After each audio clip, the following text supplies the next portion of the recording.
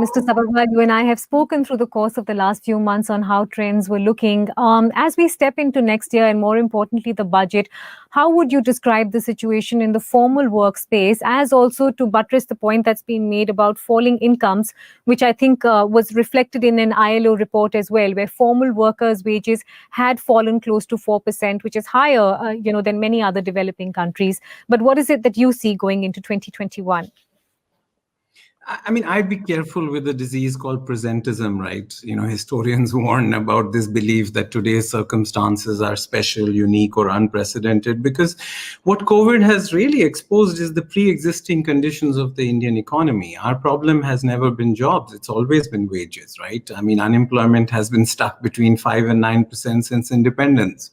So we can get excited between 5 going to 9 or 9 going to 5, but poverty is a bigger problem, right? So I like to make the case that, let's be careful with sort of thinking about, COVID as sort of climate change. It's a passing shower.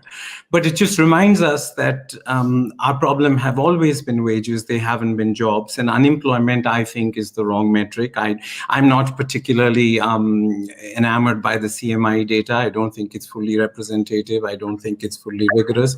But I would submit that labor market data also is a pre-existing condition of the Indian economy. We've debated that over the last 4 or 5 years. So I would just submit that in a year like this, there's a 3 lakh crore shortfall in GST, there's a 3 lakh crore shortfall in income tax, and there's probably 3 lakh crores of new bad loans in all scenarios. So I think if we can't, the central budget is only 29 lakh crores. Actually, states have a 34 lakh crore budget now, which is more than the central government. So I think that the formal economy has come back in pockets, but the data is too noisy right now. I think we should be very careful with either pessimism or optimism. We don't have enough information about the labor market to conclude.